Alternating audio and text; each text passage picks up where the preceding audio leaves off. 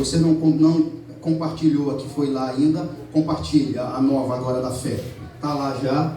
Se você não compartilhou ainda, clique e compartilhe. Mateus, capítulo de número 22, versículo 26 ao 29. O tema da mensagem é: o que é ser um cristão reformado? Está escrito assim: o mesmo sucedeu com o segundo, com o terceiro. Não, vamos pegar do 23, porque nós senão não vamos entender. Naquele dia aproximaram-se dele alguns saduceus, que dizem não haver ressurreição, e lhe perguntaram: mestre, Moisés disse, se alguém morrer não tendo filhos, seu irmão casará com a viúva e suscitará descendência ao falecido.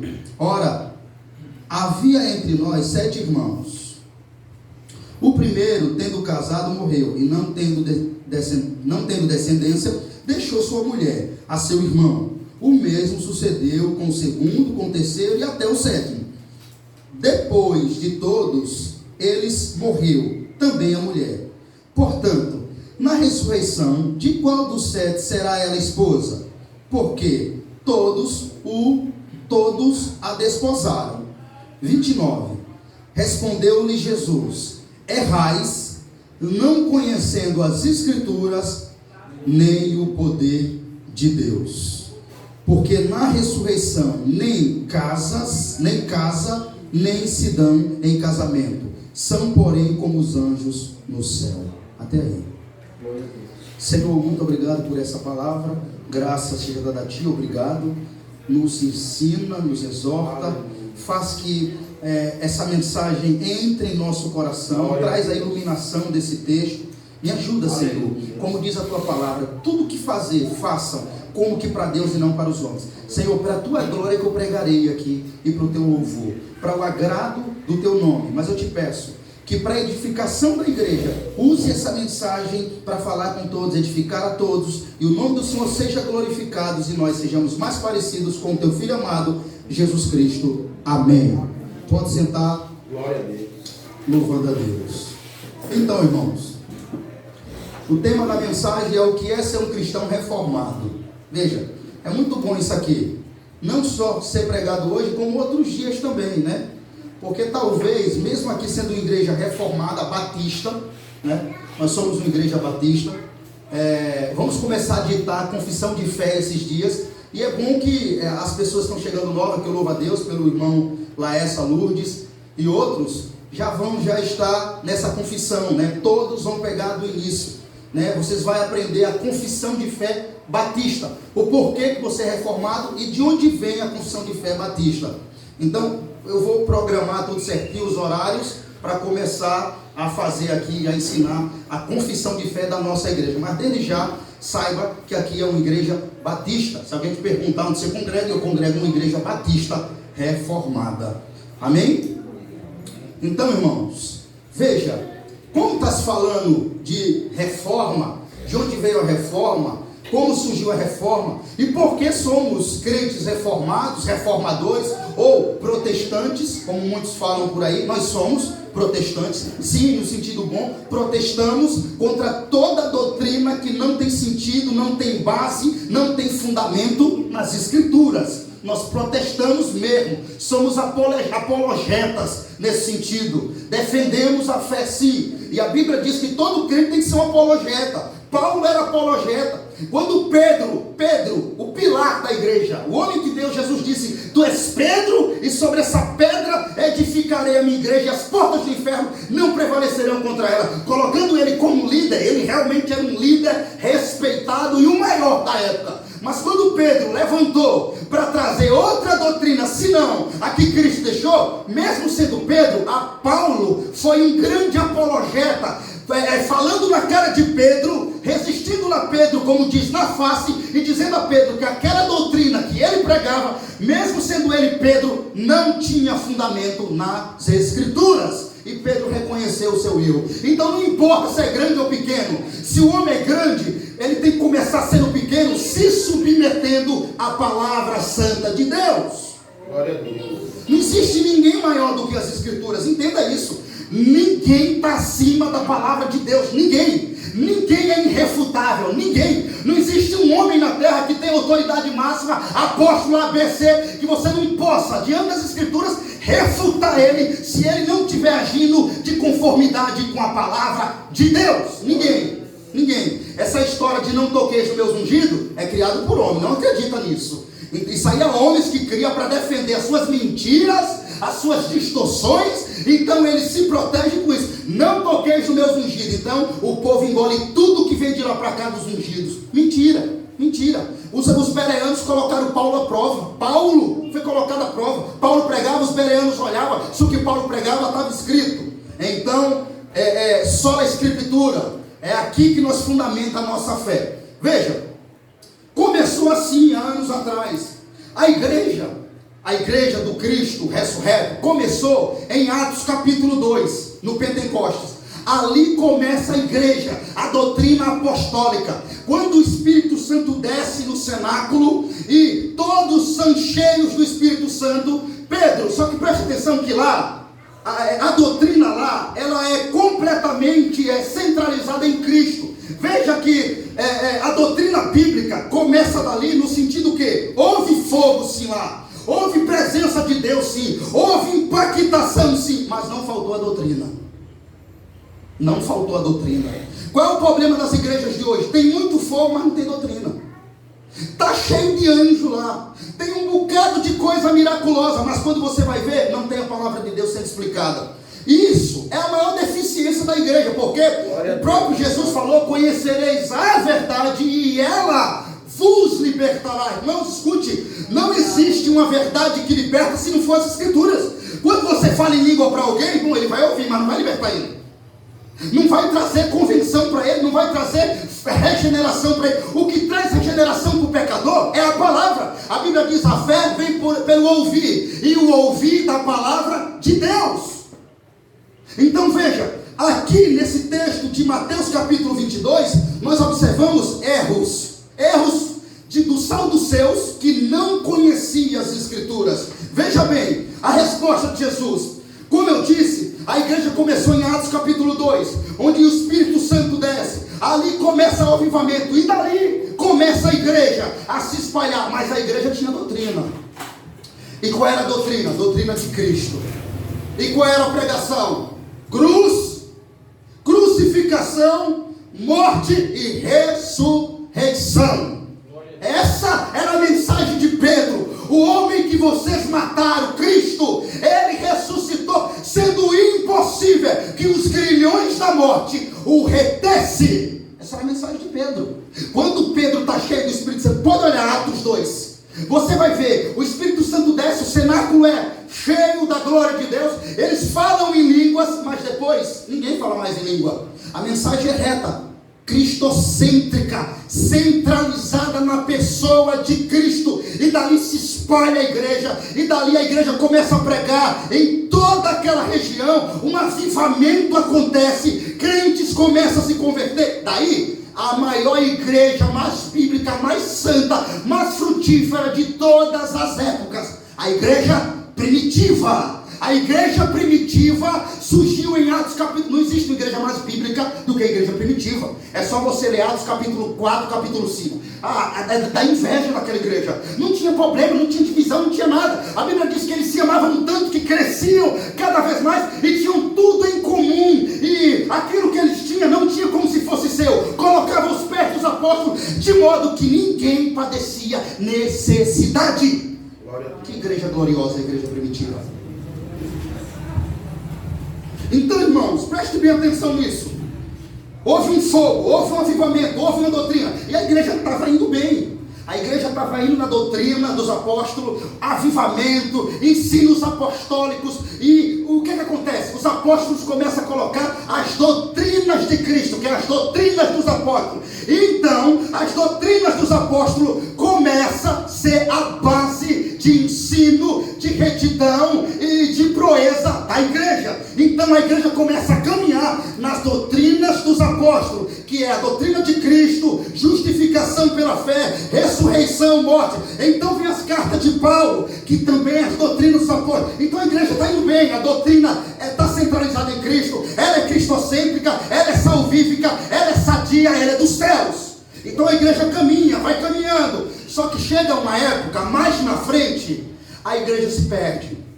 E quando foi que a igreja se perdeu? Quando colocou de lado a doutrina dos apóstolos.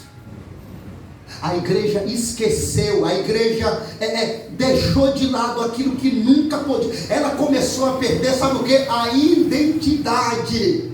Ela começou a se misturar com o mundo. A igreja tinha uma identidade, e ela era bíblica, ela era santa, ortodoxa, teológica, não havia heresia. E quando hereges surgia, os apóstolos colocavam para correr. João colocou falsos apóstolos para correr, Paulo colocou, Pedro colocou, Tiago colocou. Os homens estavam prontos. Surgia falsa doutrina, eles tratavam com Cristo, tratavam com a doutrina, e o nome do Senhor era glorificado. Só que chegou um tempo que esses apóstolos morreram.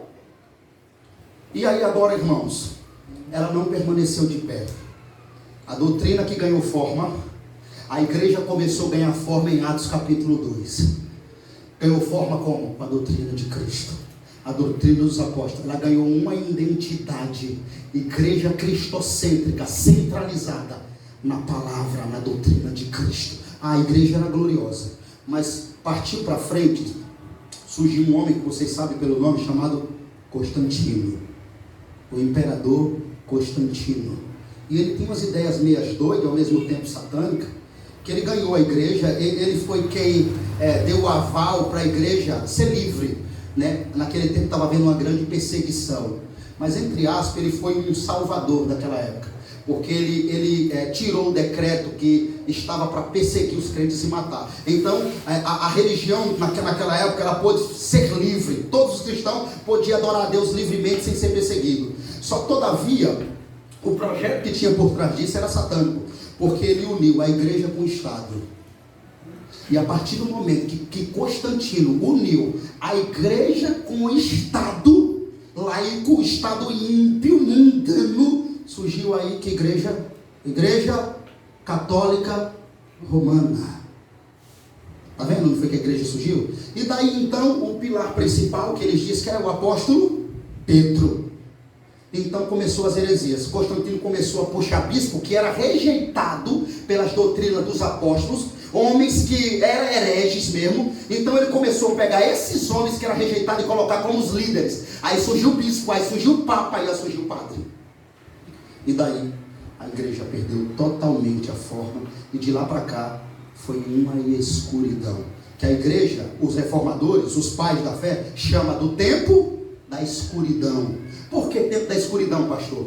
Porque já não havia a palavra de Deus. Onde a palavra de Deus não é pregada, está tudo escuro. Porque a Bíblia diz que a palavra de Deus é quem traz luz ao coração do homem. Glória a Deus. Então veja, estava tudo claro antes de houver essa distorção. Estava tudo bom, a doutrina era cristocêntrica, teológica, viva. Mas quando uniu igreja, doutrina com o Estado, já era. Corrompeu por completa a doutrina. Então achou que se podia se misturar. Então entrou as heresias, indulgência, salvação por obras, pagar para ser salvo, purgatório. Todas essas heresias começou a entrar na igreja. E o que aconteceu? A igreja que ganhou uma forma lá em Atos capítulo 2, perdeu uma forma quando essas doutrinas do diabo começou a entrar dentro dela. E daí então, anos se passou e as coisas piorou, ficou mais escuro ainda, porque a igreja católica romana tomou o domínio da religião. Eles eram quem matava, quem dominava, quem dizia quem ia ser levantado. E se levantasse qualquer pessoa contra a doutrina católica, o padre, o papa na época, ou o bispo, era a autoridade máxima. Você tem uma noção, eles tinham influência até sobre reis. Eles matavam, o decreto de um papa era cabal. Se qualquer um que levantasse para dizer que a doutrina da igreja católica era feia, morria queimado no outro dia. E esse tempo era tempo de escuridão. A palavra de Deus era vendida. Fizeram-se um documento papal, ou seja, um documento que se chama de indulgência, ou seja, o Papa é quem dá o aval. Quando você comprava esse documento, você ganhava a salvação. Então a salvação não estava na mão de Deus mais, estava na mão do homem. Olha para isso, escute bem. Olha que coisa invertida. Começou nos apóstolos, eles dizendo quem era o centro da salvação, através de quem veio a salvação, quem era o único mediador entre Deus, Cristo. Quando chegou nos papas, sabe quem se passou a ser o mediador? O próprio Papa. Então você viu o que aconteceu? A igreja perdeu totalmente a forma. Eu não sei se você sabia, mas houve esse tempo na igreja de Deus. Só que o que aconteceu? Vou começar a ler para você agora o que aconteceu. A reforma protestante. Então, em 31 de outubro de 1517, 31 de outubro de 1517, quando Martinho Lutero protestou contra a Igreja Católica Romana, ao fixar a porta da igreja da cidade alemã de Wittenberg as suas famosas 95 teses ou proposições para serem debatidas, com foco principal em debater vários pontos teológicos da doutrina católica romana, sobretudo a questão sobre a salvação era pela fé somente, sem ajuda das obras praticadas pelos cristãos. Veja bem, olha o que é que Deus faz. Nesse tempo escuro, Deus sempre preservou a igreja. Uma hora Deus ia levantar do trono, estava tudo escuro mesmo, irmãos. Imagina, o Papa era o mediador, ele é quem dava o aval para a salvação não era mais mediante a fé em Cristo Jesus, a salvação era mediante a obra, você tinha que comprar, e se você adquirisse a indulgência, você estava salvo, purgatório, você pagava uma promessa, e seu parente que morreu no pecado, você, através de você, ele ia direto do purgatório para o céu. Era uma coisa terrível que se ensinava por lá. Então, sabe quem era Martinho Lutero? Padre, monge alemão. Ele era padre. Você viu o que Deus faz? Deus pegou um homem de lá de dentro, estudado, professor de teologia, um homem indouto, com um homem culto, que era Martinho Lutero, mas era um homem cego, porque seguia as mesmas doutrinas da igreja católica. Era monge, chegou a ser padre, tudo, que era um dos homens mais piedosos de lá. Era um homem que confessava pecado em todos os momentos. Martinho Lutero confessava tudo, até o que não era pecado. Chegou um momento dele confessar tanto pecado, que quando ele foi até o padre disse: Martinho Lutero, eu estou cheio dessas suas besteiras, venha confessar realmente pecado. Quando você pecar, venha, porque eu já não aguento mais suas confissões. Era um homem temente a Deus, que brigava com o diabo, que não se conformava. Ele tinha um fogo dentro do coração dele, mas que ardia, mas havia uma cegueira nos seus olhos. Então Deus ilumina o coração desse homem. Deus raia uma luz em um homem. Eu estou falando de um sistema de homens perversos, cruéis, um sistema que dominava toda a igreja, contra um homem, um monge chamado Martinho Lutero. E esse homem, através desse único homem, surgiu a reforma protestante. Esse homem levanta contra tudo que era contra a palavra de Deus. Os olhos dele abrem, e através de uma palavra que ele leu, enquanto ele viajou para estudar o Novo Testamento, ele ainda estava escravizado, mas através do livro de Romanos, através de um texto que está escrito assim: o justo viverá pela fé. Os olhos dele abriram. Glória a Deus. Os olhos de Martinho Lutero se abriu, e ele nunca mais foi o mesmo. Ele entendeu que era tudo pela fé. Ele entendeu que não era pelas obras. Ele entendeu que os padres estavam mentindo. Ele entendeu que ele estava errado. Ele entendeu que tudo que ele tinha aprendido era uma mentira, era uma heresia, era um engano, mas que para ser salvo não precisa pagar, não precisa comprar indulgência, não precisa pagar promessa, mas só através da fé no Filho Santo de Deus. Glória a Deus. E ele creu, e através disso, nunca mais a vida dele foi a mesma. Então ele levantou as 95 teses. Sabe onde ele colocou? Ele colocou essas 95 teses na porta da igreja principal da época. Irmãos, você não tem noção do alvoroço que aquilo causou. Martinho Lutero era muito conhecido, muito respeitado. Era um cara assim que você citava o nome, todo mundo dizia: ali é um erudito, é um teólogo de escalão. Então era um homem muito conhecido. E ele colocou o nome dele. Então ele colocou na porta da igreja as 95 teses contra a igreja católica. Então, ou seja, todo fiel que ia entrar ali via as 95 teses de Martinho Lutero, e isso colocou aquela cidade, aquela região de cabeça para baixo. O povo começou a despertar, os olhos do povo começou a se abrir. Veja, mas os olhos do povo começou a se abrir através de quê? Através de um homem que olhou para as escrituras, que creu nela, fixou ela, acreditou e pregou. Então, através da verdadeira doutrina é que a luz começou a raiar em meio à escuridão. Você entende isso? Veja, só vai haver luz quando haver palavra de Deus. Não tem para onde correr. Onde não tem ensino, onde não tem profundidade, onde não tem compromisso, não tem luz. Por mais que pareça que tenha, por mais que pareça que Deus esteja lá, por mais que esteja amontoado de pessoas, Deus não está lá, o Espírito Santo não está lá, e Deus não é a favor de tal obra. Glória a Deus. Mas por que o senhor fala nessa certeza assim, pastor? Porque Deus jamais vai contrariar ou ir de contra a sua própria palavra. É sem lógica isso. Deus nunca vai fazer isso, nunca, jamais. Então, daí surgiu a grande reforma protestante. Grandes reformadores também surgiram, não só foi Lutero, veio outros. Zwingli, João Calvino, surgiu homem de mente privilegiada que sistematizou. João Calvino é outro reformado, de onde veio o calvinismo, que sistematizou brilhantemente os princípios doutrinários em várias publicações, principalmente em suas instituições da religião cristã, Institutas de Calvino, obra que ainda é muito usada pelos teólogos, inclusive por mim e por outros, professores e principalmente cristãos que buscam os valores verdadeiros do cristianismo. Também foram importantes Philip Machon, Teodoro de Beze, Ulrich Zwingli, Martin Bucer, Leon Simmons e outros. Resumidamente, as proposições teológicas que serviram como pilares da reforma protestante são chamados de 5 solas. Qual foi o pilar, pastor, da reforma protestante? De onde vem a reforma? Martinho Lutero.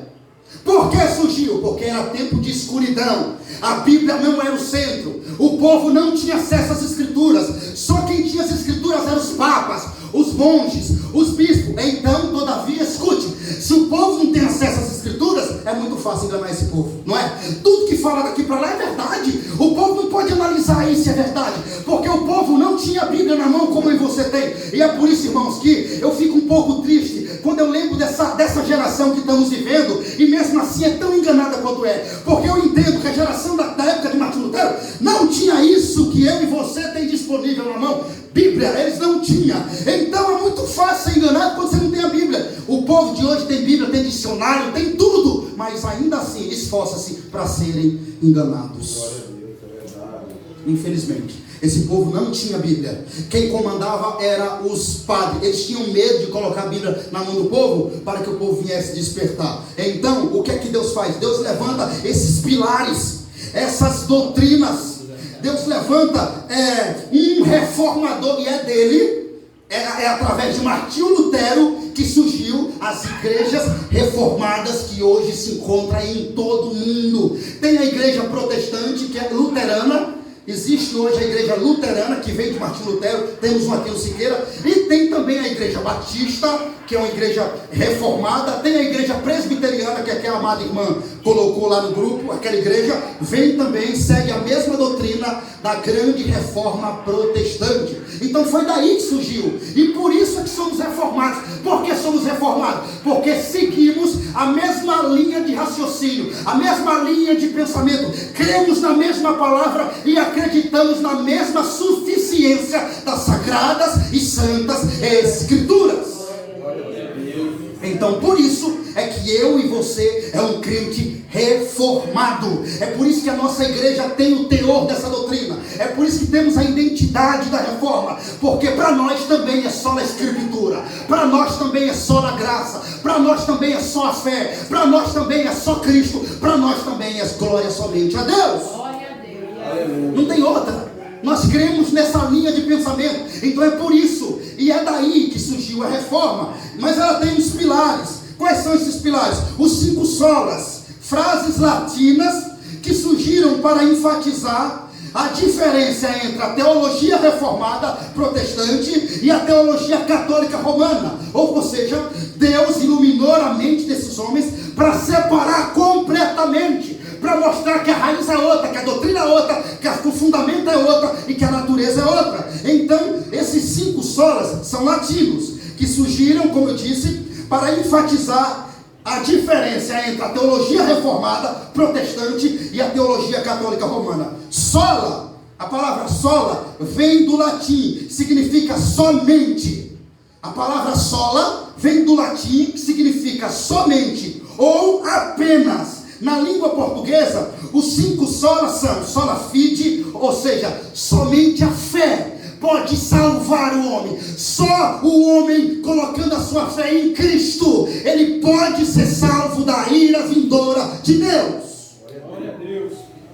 Sola fide, que é sola a fé. Sola escritura, somente as escrituras. Esses foram os pontos que eles levantaram como alicerce, como pilar, para fazer separação da igreja católica. Isso aqui matou, isso aqui destruiu, isso aqui mingou a igreja católica. Ela caiu 80%. As vendas de indulgência, para vocês terem uma noção, como foi Deus que levantou esse homem, era 100% a venda de salvação. Quando Martim Lutero colocou lá as 95 teses, e ele também traduziu a Bíblia para o povo, teve essa obra extraordinária. E diante disso tudo que eu estou falando aqui, claro, você tem que imaginar comigo que tentaram matar Martim Lutero. Claro, tentaram tirar sua vida, os padres, só que quem Deus levanta, o inimigo não toca. O diabo tentou matar, o diabo tentou parar, homens tentou parar, mas quem levantou Martim Lutero foi o próprio Deus. Glória a Deus. Então, meu irmão, vou dizer uma coisa: o sistema contra um homem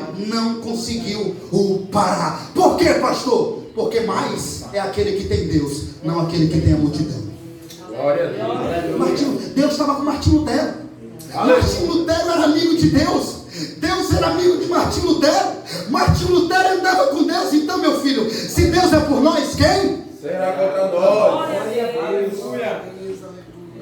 E aí tentaram pegar o homem, mas não conseguiram. Esconderam o homem no lugar. Enquanto o homem estava escondido, sabe o que ele fazia? Ele traduzia a Bíblia na língua do povo. E ele colocou, através da graça, a Bíblia na mão do povo. E os olhos do povo começaram a abrir. A luz começou a raiar. E o tempo de escuridão foi se passando. Glória a Deus. Está vendo, irmãos? É uma história linda, não é? Quando eu falo, eu fico impactado. Glória a Deus. É algo tremendo, irmãos, o que Deus fez lá atrás. E nós temos que louvar a Deus pela vida do Martim Lutero. Aleluia. Glória a Temos Deus. que glorificar a Deus, porque se não fosse esse homem, talvez nós até hoje estaríamos na escuridão. Mas Deus levanta um homem para só entender, porque olhando bem, se você olhar, Martim Lutero não criou nada. Ele só olhou para as escrituras e viu que estava nas escrituras não estava de acordo com o ensino papal. Então o que ele faz? Um homem de coragem, arriscou a própria vida, mas pregou a verdade para o povo e iluminou o coração do povo e trouxe a luz de Deus para aquele santo lugar.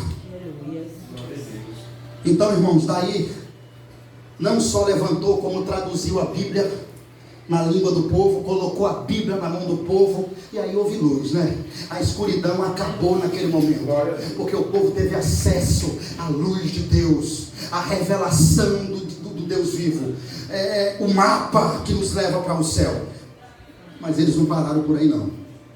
Para haver mais diferença, para haver mais distinção, surgiu os 5 solas que vem da reforma e que a igreja aqui também crê completamente. Eu vou repetir: sola fide, somente a fé; sola escritura, só as escrituras é a única regra de fé, é ela que dirige o culto, é através dela que o culto é regido, é dirigido, as doutrinas que é pregada, a forma que o culto é dirigido, é a Bíblia que diz e não o homem. A Bíblia está acima de tudo, inclusive do homem, e ninguém pode falar a Bíblia senão o que ela já falou. Glória a Deus.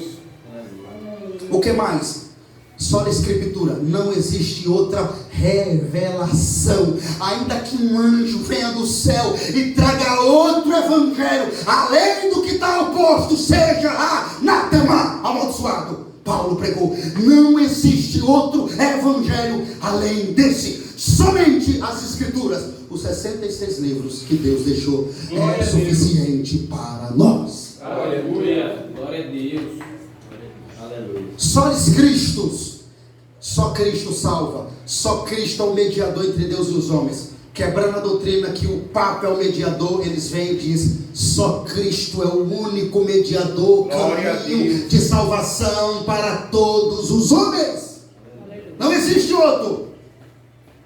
Só a gratia, só a graça. Só por meio da graça, somente por meio da graça é que o homem pode ser salvo. Não é por merecimento, quebrando a doutrina da Igreja Católica que dizia que você é salvo pelo que você faz, pela sua bondade, pela sua justiça própria. Aí só a graça quebra tudo isso, porque o significado da palavra graça no grego é favor imerecido. E o que é o favor imerecido? É quando eu e você recebemos algo que nós não merecíamos receber. Glória a Deus. Cremos totalmente nessa doutrina. Essa doutrina é bíblica, e essa doutrina trouxe luz. Glória a Deus. Para os homens. E glória a Deus. Não. Glória a Deus. Só a graça, só Cristo, só a graça, só por meio da graça o homem pode ser salvo. Não é por obras, não é pela minha bondade, não é pela sua justiça própria. Jesus falou: não foi vós que me escolheste, eu que escolhi a vós. Então ninguém pode ser salvo por suas obras, justiça própria, bondade. Eu vou fazer para ser salvo. Não, você faz porque você é salvo. Glória a Deus. Você não faz para ser salvo, você já faz porque você é salvo. Quem fez para lhe salvar foi Cristo, não é você. Se você fazer para ser salvo, você está no caminho errado, porque o homem por si só nunca pôde se salvar. Nenhum homem pela lei foi salvo. A lei condena e condenou o homem até que Cristo cumpriu toda a lei no seu lugar. Aleluia. Então ninguém pode ser salvo por aquilo que faz. Ele confia no que Cristo fez, ele confia na obra, ele confia na morte, ele confia na ressurreição e nos méritos de Cristo, que é imputado nele. E por a obra completa de Deus, nada dele, ele não fez nada e ele não podia fazer nada, porque a Bíblia diz que o homem morreu a partir do momento que ele pecou e transgrediu a lei de Deus. Glória a Deus. Então o morto não pode se salvar. Então por isso que a Bíblia diz: pela graça sois salvo, mediante a fé. Isso não vem de vós, é dom de Deus, não vem das obras, para que ninguém se glorie. O que significa isso? Deus está dizendo: se eu dividir, se o homem for salvo pelas obras, o homem depois vai se gloriar que ele tem parte na salvação. E a Bíblia diz que Deus não divide a glória dele com ninguém. Glória a Deus. Então a salvação, a obra salvífica é somente completa, feita em Cristo. E nós recebemos ela por meio da graça, favor imerecido. Nós não merecia, mas Ele nos deu. Qual é o último sola? Sola lhe deu glória. O que significa isso, pastor? Glória somente a Deus. Que 5 pontos extraordinários, não é? Aleluia. Glória somente a Deus. Por quê? Porque quem era que recebia glória naquela época? O Papa. O Papa era o glorioso, era o chefão, era o cara idolatrado como os padres hoje é. Aí o cara inteligentemente, Deus ilumina a mente do homem. O último sola só lhe deu glória. A glória não é para o Papa, não é para o bispo, não é para o arcebispo. A glória é somente para Deus. Aleluia. Glória a Deus. Aí nós vemos hoje o povo dando a glória de Deus a homens. Não faça isso. Homens não é digno de aplausos, nem tampouco de glória. O único que é digno de glória no culto é o Santo Deus. O único. É a Ele a glória, é a Ele a honra, é a Ele o louvor. Não existe outro que brilha no culto. O homem é um marimbundo pregando para outros marimbundos, um pecador pregando para outros pecadores que Deus separa pela misericórdia. Mas ninguém é melhor do que ninguém. Mas Deus é exaltado na sua glória sobre todas as coisas. Amém, irmãos? Deu para entender um pouco, não deu? Amém? Então vamos começar um pouco a rodear um pouco as escrituras agora. Vocês perceberam aí? Tem muita mais coisas, mas aqui é um resumo legal que eu fiz aqui agora. E qualquer dúvida mais, pode mandar no WhatsApp, pode fazer qualquer pergunta que eu estou pronto para responder. Então veja, por que eles erraram naquela época lá? Erraram por não conhecer as escrituras e nem o poder de Deus. Então, olha a resposta de Jesus aqui. E por que muitas pessoas erram hoje? Pelo mesmo sentido. 29, leia comigo, versículo 29.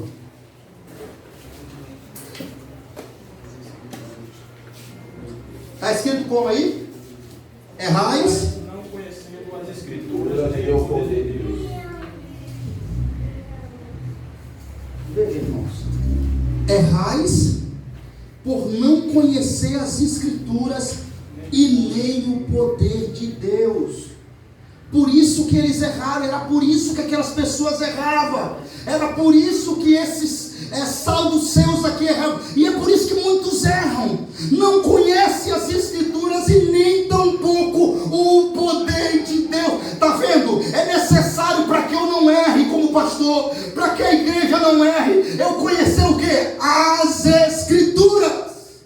Glória a Deus. Precisamos, sabe? O próprio Jesus está dando a resposta. Por que eles errou, Jesus? Por não conhecer a Bíblia e nem o poder de Deus. Agora vamos começar a passear um pouquinho. Somente as escrituras é a única regra de fé e prática da igreja.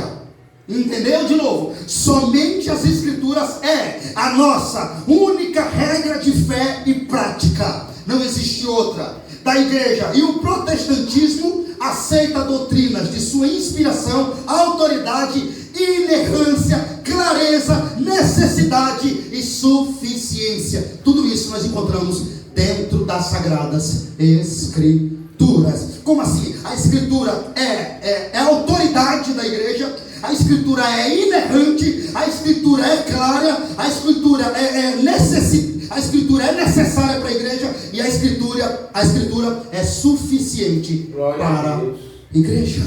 Glória a Deus. Então, tudo isso, não há erros na Escritura, ela não contém contradições, como muitas pessoas talvez já disseram para você, a Bíblia contém contradições, ela contém erros. Mentira, a Bíblia nem contém contradições e nem contém erros. O homem é que se contradiz na sua interpretação. A Bíblia não erra, a Bíblia não errou e nunca vai errar. Ela é totalmente confiável. Por isso a inerrância. Inerrância significa que não contém erros. Por isso suficiência, porque ela é suficiente totalmente para nós. Você não precisa de outra revelação, não precisa de um profeta dizendo, olha, assim diz o Senhor, vai fazer. Não. A Bíblia tem tudo que nós precisamos para viver. Glória a Deus. Abra Oséias capítulo 4 comigo, por favor.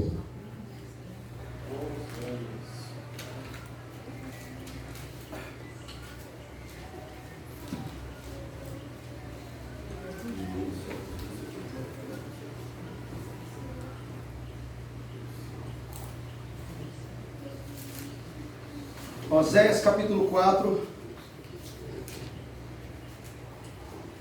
versículo de número 6.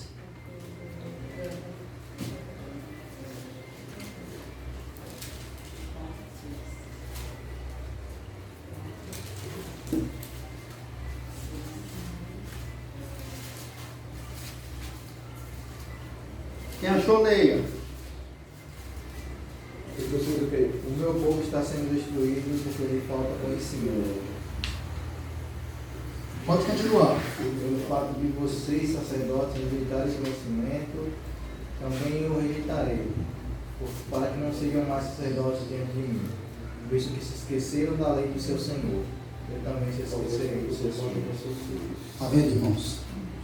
O meu povo, sabe o que está falando? É Deus. O meu povo está sendo destruído porque faltava o que neles? Conhecimento. Está vendo que Deus quer o conhecimento? Deus quer que o povo dele conheça ele. Está vendo? Está vendo que é uma mentira? Você não precisa estudar não. A teologia mata. Mentira de homens que tem medo que as pessoas abram os olhos para entender a verdade das Escrituras e corra das igrejas que eles pastoreiam. A Bíblia sim ficou para ser estudada e Deus requer o conhecimento de todos. A própria Bíblia diz: cresçai na graça e no conhecimento do nosso Senhor e Salvador Jesus Cristo. A própria Bíblia fala isso. E o próprio Deus reprova o que aqui? O povo estava sendo destruído. Por quê? Porque faltava-lhe o conhecimento. Por que o povo está sendo destruído hoje? Mesma coisa.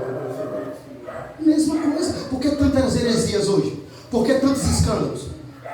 Falta de conhecimento. Porque tudo é de Deus hoje. Porque tudo que brilha é ouro hoje. Falta de conhecimento. Porque todo bispo que surge orando no lençol, orando em tudo, enche praças. Falta de conhecimento. Não pesquisa assim, não conhece. Então erra por não conhecer as Escrituras nem o poder de Deus. João capítulo 5, 39. Não, aí mesmo, Oséias 6, 3, rapidinho. Já está aí, vamos ler.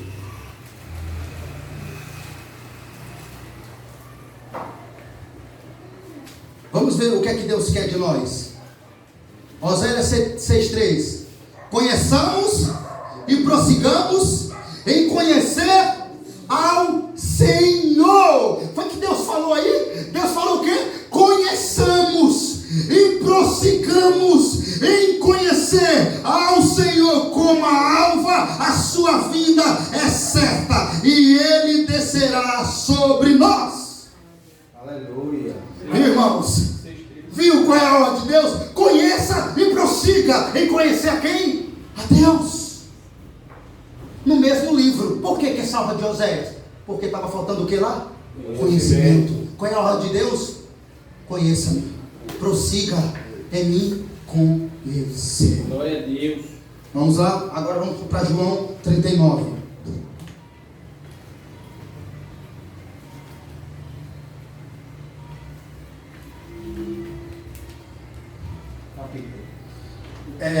Quer dizer, desculpa, João 5, João capítulo 5, versículo 39.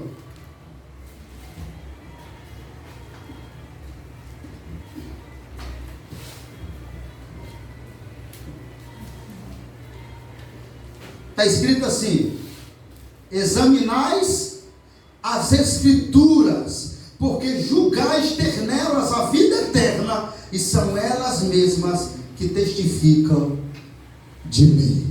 Jesus mandou fazer o quê? Examinar. Mas espera aí agora, vamos entender esse texto juntos? Eu vou dar uma pausa nele agora.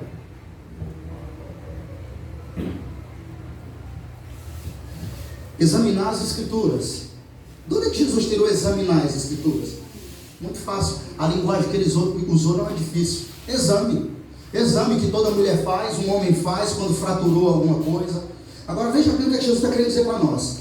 O exame, ele só é feito no último, quando o médico já olha para você e não consegue identificar, olhando ou topando o que você tem. Então o exame é o diagnóstico profundo para saber realmente padecendo. O exame faz um check-up por dentro. Aquilo que o olho do médico não vê, o exame vê, não é isso? Então, por isso, tem que fazer uma realização de um exame que pega todo o corpo e vai lá no profundo e descobre realmente o que você tem.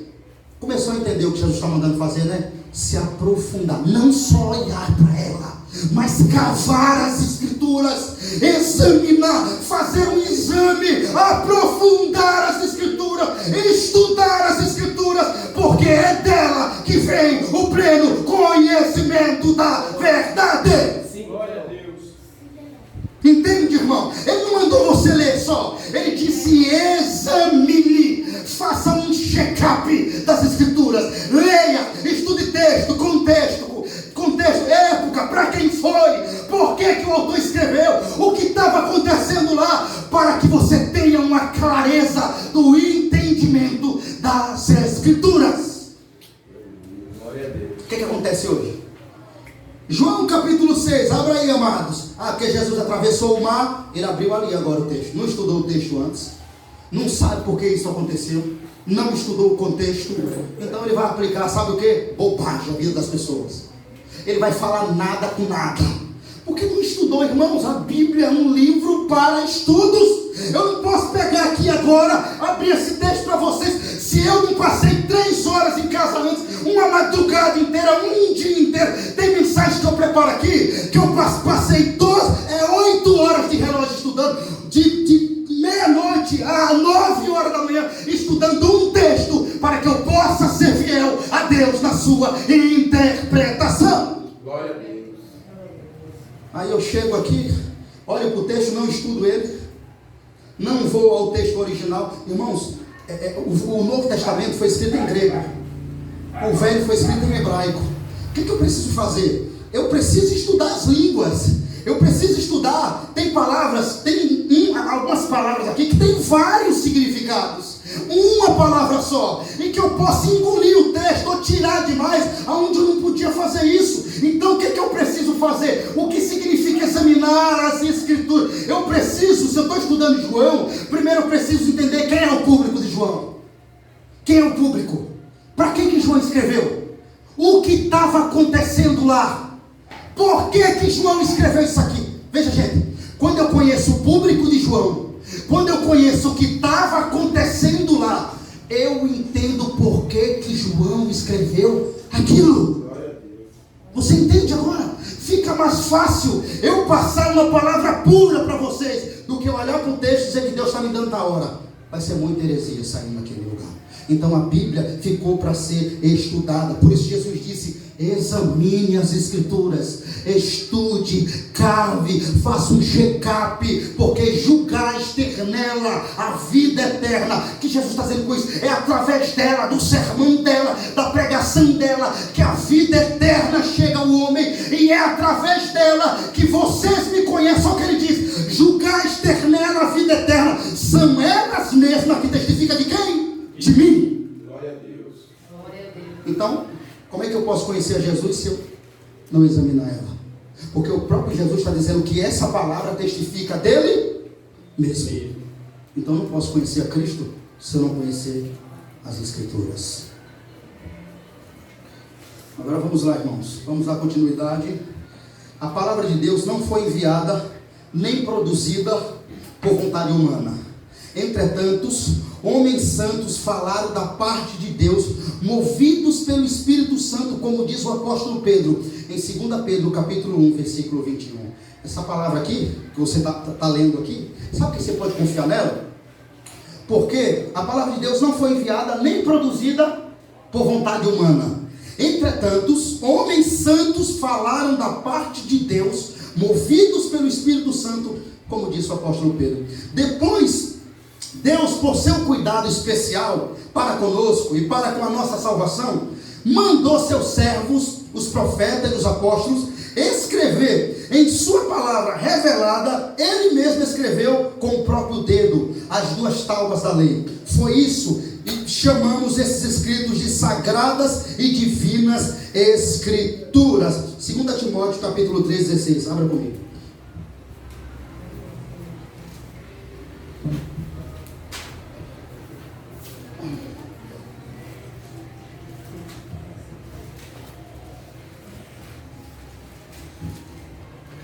Quem achou, leia para mim. 2 Timóteo 3,16. Toda a escritura divinamente Inspirada por Deus. e proveitosa para ensinar, para redarguir, para corrigir, para instruir em justiça.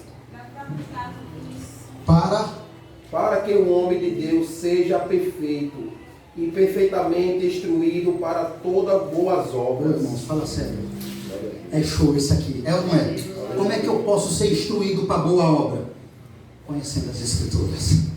Olhe para isso, irmão. Toda a Escritura é inspirada por Deus. Toda. Agora, eu gosto muito desse para. Veja, olha lá. Toda a Escritura é inspirada por Deus. Útil para o ensino, para a repreensão, para a correção, para a educação. As Escrituras educam. Aí tem crente por aí dizendo que precisa de psicólogo, irmão, pelo amor de Deus. A Escritura é a nossa doutrina. A Escritura é onde nós vamos encontrar a nossa ajuda. A Escritura é onde vem a fonte que preenche a nossa alma. Não precisamos de psicólogo. Pessoas levando filhos para psicólogo. A Bíblia diz que as Escrituras, além de ensinar, educa. Com a Bíblia você pode educar seus filhos, ensinar seus filhos no caminho em que eles devem andar. Está vendo que a Escritura é suficiente para nós? Ela faz tudo. Ela educa. Ela repreende. Ela corrige. Agora, qual é o fim disso? A fim de que o homem de Deus seja perfeito e perfeitamente habilitado para toda boa obra. Aleluia. Apocalipse capítulo 1, versículo 11.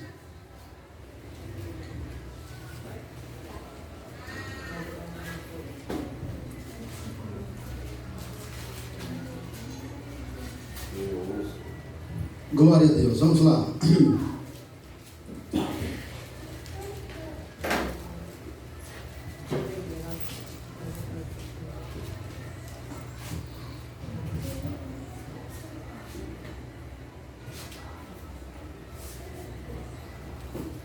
Dizendo, o que vê, escreve em quê? Em livro, e manda para onde? As 7 igrejas. Até aí. Quem está aqui nos céus é o apóstolo João. Jesus disse assim para João: João, tudo que você vê, faça o quê?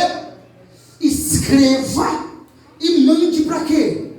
Para a igreja. Porque o que a igreja precisava? A igreja precisava da palavra de Deus. Deus, entendendo isso de João, escreve e manda para a igreja. Porque essa doutrina aqui que a igreja precisa aprender e por ela andar. Glória a Deus. A igreja não precisa de outra revelação. As Sagradas Escrituras, os livros canônicos, consistem de 2 volumes, Antigo Testamento e Novo Testamento, que são canônicos e não podem ser contraditórios de forma alguma. Recebemos todos os livros do Velho e do Novo Testamento. Esses livros é somente esses consagrados e canônicos para regular, fundamentar, confirmar a nossa fé. A nossa fé é somente baseada no Novo Testamento e no Velho Testamento. O Velho Testamento e o Novo Testamento é o que a igreja reformada consiste. Como disse, recebemos todos os livros do Velho e do Novo Testamento. Esses livros é somente esses como sagrados e canônicos. Para que recebemos esses livros? Para regular, fundamentar, confirmar a fé. A igreja aceita e os reconhece como canônicos, mas principalmente porque o Espírito Santo testifica em nosso coração que eles vêm de Deus, como eles mesmos provam, pois até os cegos podem perceber que as coisas prediletas nesse livro se cumprem. Abra 1 Coríntios 12, 3.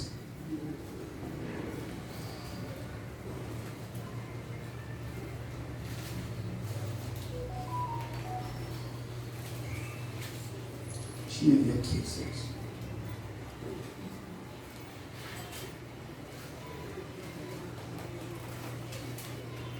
Isso mesmo.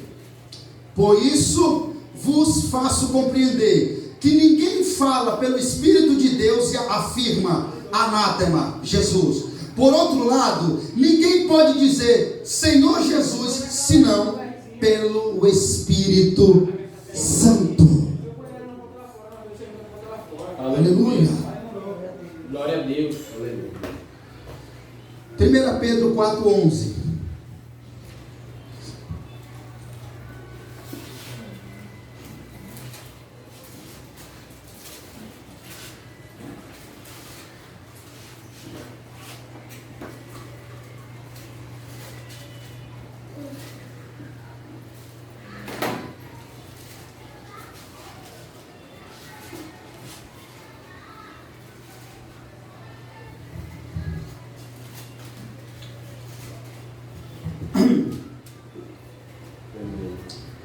Se alguém fala, fale de acordo com os oráculos de Deus. Se alguém serve, faça-o na força que Deus supre. Se alguém fala, fale o quê? Fale de acordo com a palavra de Deus. Meu Deus, eu acho que se tem uma palavra que os apóstolos de hoje precisavam ouvir, era isso. Eles não falam segundo os oráculos de Deus, mas Deus deixou claro: você quer falar, você quer profetizar, você quer pregar, pregue, meu irmão, mas pregue conforme a palavra de Deus. Não invente. O que Pedro está dizendo aqui é: não invente doutrina nova. Você quer ensinar, ensine, mas ensine de acordo com os oráculos. Oráculos aqui é a palavra. Glória a Deus. Então, se alguém fala, fale, mas fale de acordo com o que está escrito aqui. Amém? Amém. Amém. Esse é o problema, né? Que nem todo mundo quer falar conforme o que está escrito aqui.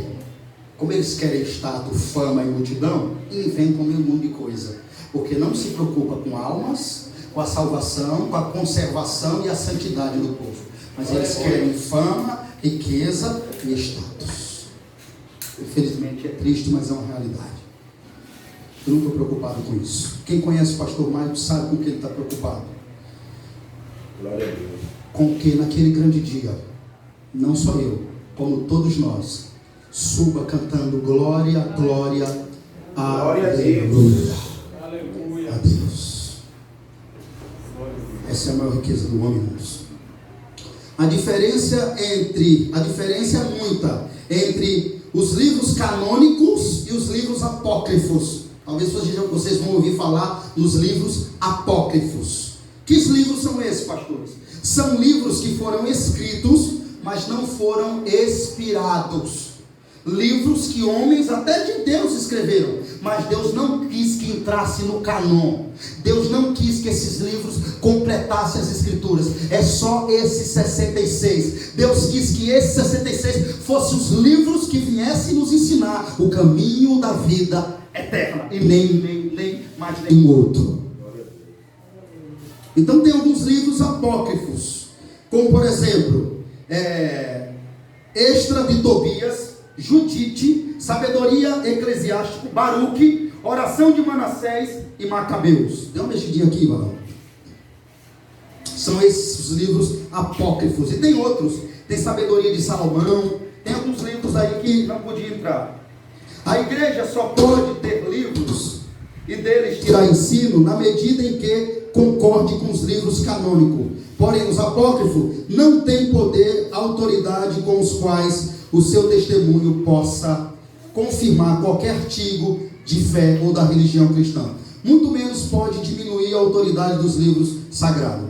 As Sagradas Escrituras é perfeita e completa. Cremos que as Sagradas Escrituras contêm perfeitamente a vontade de Deus. Nós, reformados, cremos que as Sagradas Escrituras contêm perfeitamente a vontade de Deus, suficientemente ensina tudo que o homem deve crer para ser salvo. Nela, Deus descreveu por extenso toda maneira de servi-lo. Por isso, não é lícito aos homens, mesmo que fosse apóstolo, um anjo vindo do céu pregar outro evangelho, outra palavra além dessa que já foi escrita e inspirada por Deus. Glória a Deus. Você pode ler Gálatas capítulo 1, versículo 8 comigo?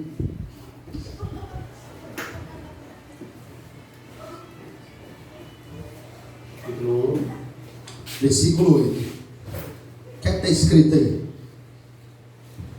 Mas, ainda que nós mesmos, ou um anjo do céu, vos anuncie outro evangelho, além do que já vos tenho anunciado, seja Anátema. Ô, irmãos, declaração forte do apóstolo Paulo. Você viu o que ele disse? Mas, ainda outros, ou até eu mesmo, Paulo disse: olha, irmãos, se eu que ensino a vocês surgir com outro evangelho, além do que eu ensinei, não acredite em mim mesmo. Olha para aí, irmãos. Porque não existe outro evangelho além daquele que Cristo Jesus vos trouxe. Não existe outro. Esse evangelho é suficiente para nós. Aí surgem homens aí tentando inventar, tentando criar outro evangelho. Anátema, segundo as escrituras, é ela que diz.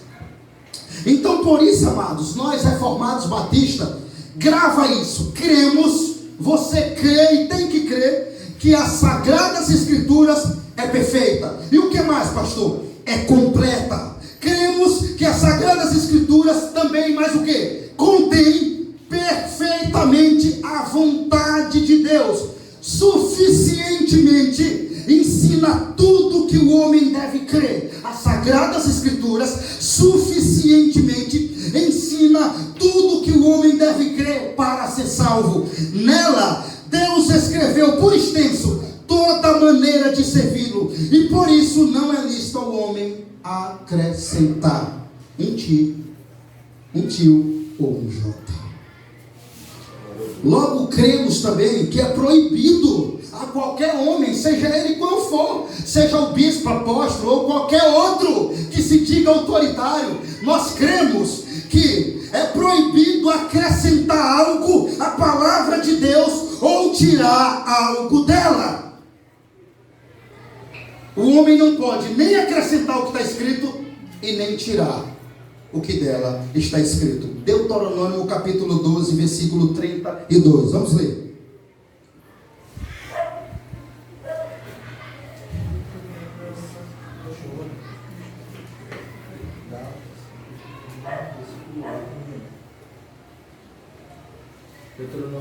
Deuteronômio 12, 32.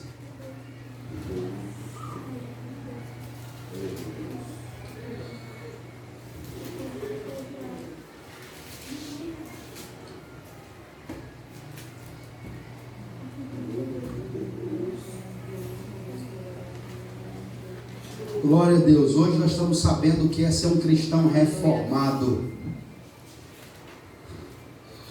12:32. Está escrito o que aí? tudo o que eu te ordeno, observarás, nada lhe acrescentarás, nem diminuirás. Glória a Deus. Moisés, o que eu te dei é suficiente, viu? Tudo que eu ordenei a você é o suficiente. Nada você vai acrescentar e nada você vai diminuir. O que eu dei está bom para vocês. Tem muita gente que vai pagar por isso, irmãos. Porque o que tem de gente tanto diminuindo quanto acrescentando, nós perdemos a conta. Apocalipse, vamos lá, capítulo de número 22, 18 e 19.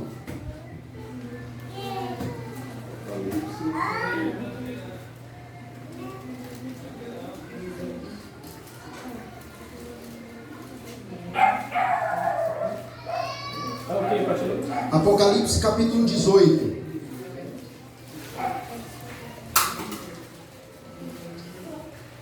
Capítulo 18, quer dizer, desculpa, Apocalipse capítulo 22.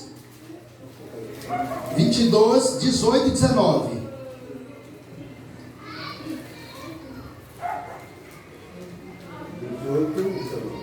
Amém.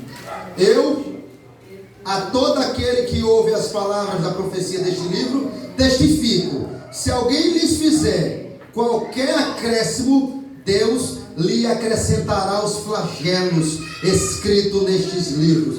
E se alguém tirar qualquer coisa das palavras do livro desta profecia, Deus tirará a sua parte da árvore da vida, da cidade santa e das coisas que se acham escritas neste livro. Glória a Deus. É forte, não é, irmãos? Viu aí, irmãos?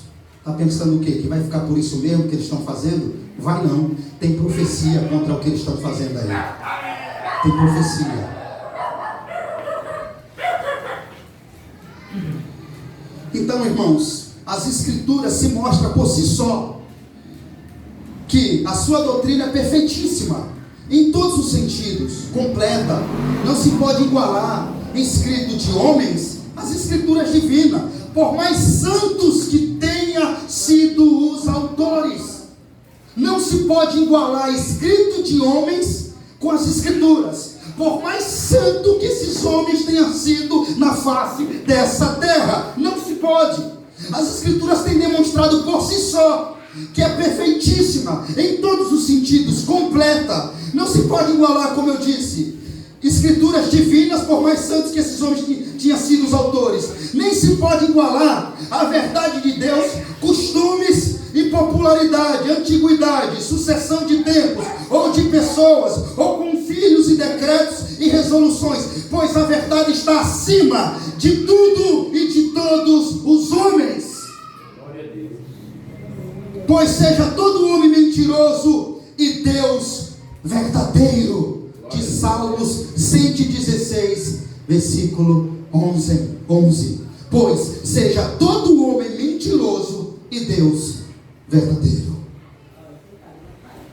Salmo 116, 11. Que palavra, né, irmão? Para mostrar que a palavra de Deus é que é inerrante e suficiente para nós. Por isso, meus amados irmãos, devemos rejeitar. Você que está aqui me ouvindo, devemos rejeitar de todo o coração tudo que não está de acordo com essa regra, com essa palavra de Deus. Tudo que não está de acordo com essa regra e com essa palavra, com essa doutrina infalível, conforme os apóstolos ensinaram, provai os espíritos se procedem de Deus. E para finalizar, 2 de João 10, leia comigo. Eu acabo aqui a mensagem. Louvado seja Deus. Aleluia.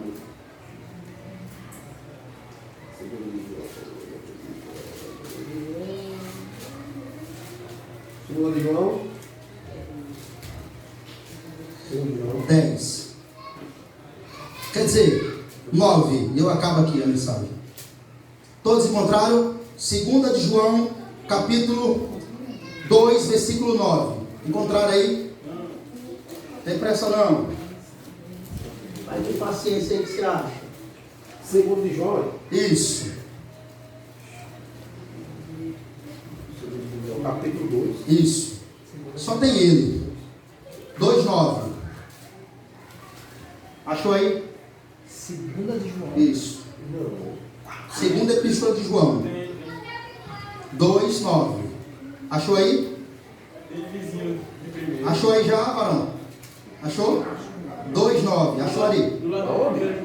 Aqui, ó, capítulo 2, ó. Capítulo 2.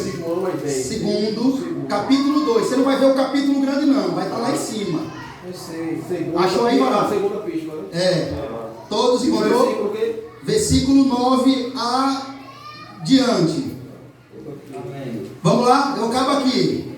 Todo aquele que ultrapassa a doutrina de Cristo e nela não permanece, não tem Deus. Amém? Amém. Todo aquele que ultrapassa a doutrina de Cristo e nela não permanece, não tem Deus. O que permanece na doutrina, esse tem tanto o Pai como o Filho. Versículo 10.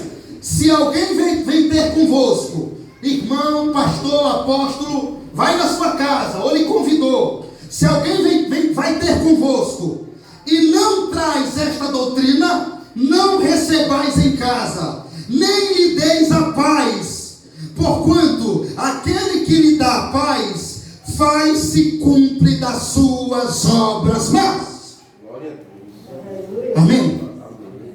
É forte, não é? Mas essa é a vontade de Deus. Se alguém vem ter convosco e não traz a Bíblia, a ortodoxia, teologia, a doutrina de Cristo, corra, fuja, nem lhe dê a paz e nem lhe receba na sua casa. Porque aquele que recebe essa pessoa na sua casa é cúmplice das suas más obras. Examinai as Escrituras, porque julgais ter nela a vida eterna. Glória a Deus. São elas mesmas que testificam de mim. Louvado seja Deus por essa palavra. Aleluia.